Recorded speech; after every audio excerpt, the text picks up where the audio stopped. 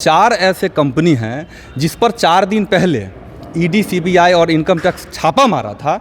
उस कंपनी को 3 दिन के बाद उन्होंने बॉन्ड खरीदा और किस कंपनी को दिया ये भी अभी तक नहीं बताया जा रहा है। इसलिए ये चंदा चोरी का जो प्रकल्प है, ये चंदा चोरी का प्रकल्प भारतीय जनता पार्टी आज से नहीं कर रही है, जब से 1992 से ही कर रही है। उनकी याद करिए 1600 ईस्वी में जब ईस्ट इंडिया कंपनी आई थी, उस समय भी यही दशा था। उस समय भी थोड़े थोड़े चीज़ों पर जो है सो समाज को बांटा गया। हमारी जो अथॉरिटी थी पावर, इकोनॉमिकल पावर, उस पर पहले अटैक किया गया। आज भी वही हो रहा है। आप देख लीजिए ना, 370 हटी, कह रहा है 370 हटा था कटी, तब की 370 हटा नहीं, 35 से धारा हटी है। उसका मतलब है जो आप वहाँ ज़मीन खरीद सकते हैं। किसके लिए धारा हटाया गया? कौन ज़मीन खरीदा वहाँ? राम मंदिर भी जाकर के देखिए, सबसे बड़ा होटल किसका बना अयोध्या में?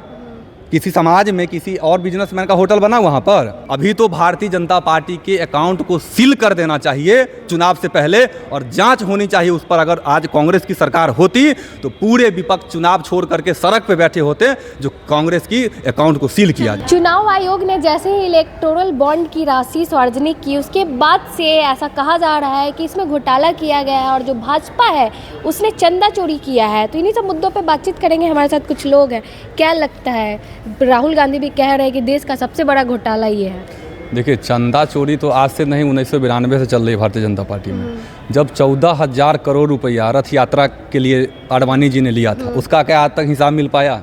ये हम नहीं कर रहे हैं। उस यात्रा के जो संयोजक थे, उन्होंने बाय प्रेस कॉन्फ्रेंस करके ये बताया जो 1400 करोड़ रुपया आखिर रथ यात्रा वाला क्या हुआ। तो ये तो वहाँ के नियम है। जब राहुल गांधी जी चुनाव प्रचार में तेलंगाना भी गए थे, उस समय भी उन्होंने उठाया था, बाज़ाब्ते ट्वीट किया था और उन्होंने कहा था जो ये डैम जो बनी है, उस डैम में जो कंपनी थे वो यूपी में भी अलग नाम से कंपनी चला रहे हैं, एमपी में भी अलग नाम से कंपनी, उनके 3 कंपनी हैं। जबकि उस कंपनी की जो पूरी देनदारी है, उस कंपनी की जो पूरी अपनी सालाना जो है सो रिपोर्ट है, प्रोजेक्ट रिपोर्ट है, अपने प्रोजेक्ट रिपोर्ट के अलावा उसके दुगुना उन्होंने चंदा दे दिया। अब मेरी औकात 50 रुपये की है और हम किसी को 200 रुपये दे सकते हैं।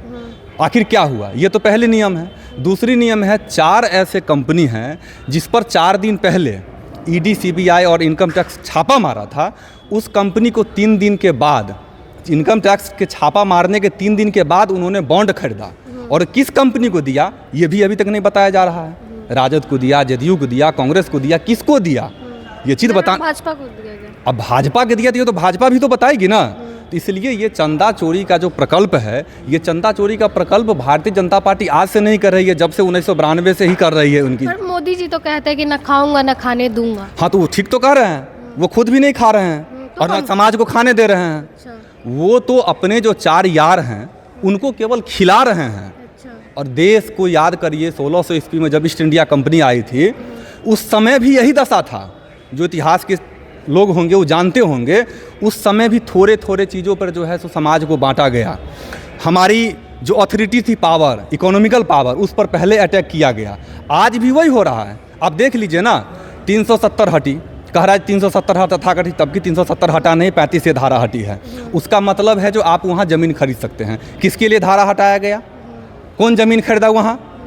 अडानी जी के अलावा कोई आज तक कश्मीर में ज़मीन खरीद पाया है क्या? तो 35 धारा किसके लिए हटाया गया? 35 से राम मंदिर भी जाकर के देखिए, सबसे बड़ा होटल किसका बना अयोध्या में? किसी समाज में किसी और बिजनेसमैन का होटल बना वहाँ पर। और राम मंदिर तो बीजेपी का मुद्दा है ही नहीं, जबकि राम मंदिर में 35 तो बचता है ना, जो राम को लाए उनको लाए। नहीं तो राम को कौन लाया? इस सृष्टि का निर्माण ही राम से हुआ है। तो क्या बताए, उस सृष्टि के निर्माण से भी पहले बीजेपी आई है यहाँ। तो जब सृष्टि के निर्माण से पहले नहीं है तो राम को आप नहीं लाए हैं। वो मंदिर 125 करोड़ लोगों का आस्था का केंद्र था, वो बना। वो भी कोर्ट के निर्णय से, किसी कानून के निर्णय से नहीं बना। कहना चाहते कुछ काम ही नहीं किया भाजपा। हाँ, किया है ना, महंगाई बढ़ाया है। कम भी तो हुआ, पेट्रोल डीजल 2 रुपये कम हुआ। हाँ, 2 रुपये कम हो गया ना।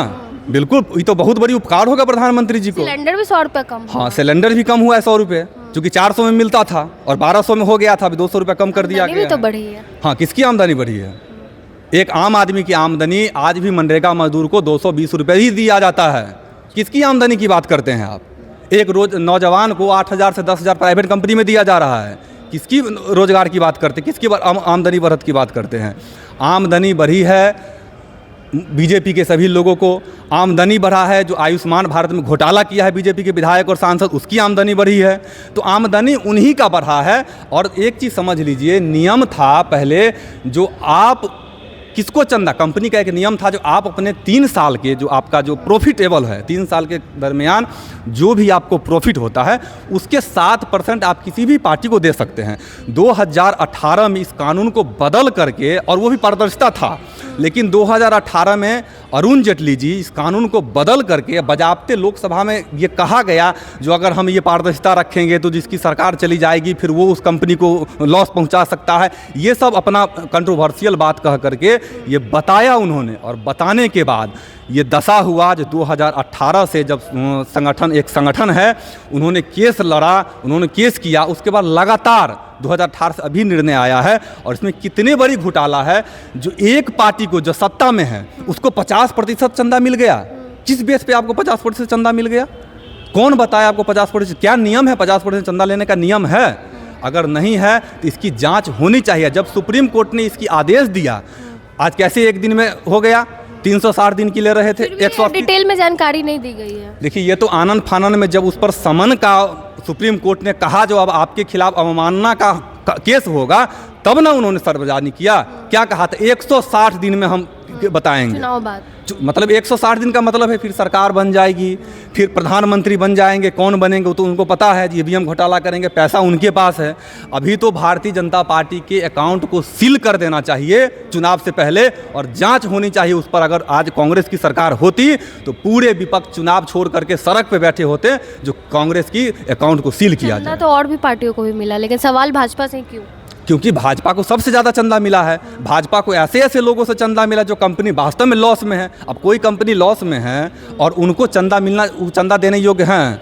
हम कर्जे में हैं और हम चंदा बांट रहे हैं। वैक्सीन बनाने वाली एक कंपनी ने भी 500 करोड़ का चंदा दिया है। वैक्सीन ही बनाने वाली नहीं, अभी पूरे डिटेल बजाबते निकलने दीजिए। और एक इंग्लिश अखबार ने लगभग कुछ डिटेल निकाले, हिंदी अखबार तो कोई नहीं छापा है, उसके पास हिम्मत ही नहीं छापने का। हिंदी हिम्मत नहीं है? अरे हिंदी अखबार बिक चुका है भाई। हिंदी अखबार और हिंदी न्यूज़ चैनल, जो भी तथाकथित न्यूज़ चैनल हैं, बड़े बड़े टीवी चैनल, वो केवल वही बात बोलते हैं जो वहाँ से निकल के आता है। उन्होंने कहा 370 सीट आएगा, 400 पार आएगा, तो सारे न्यूज़ चैनल 4 ही दिन में अपना एनालिसिस कर लिए।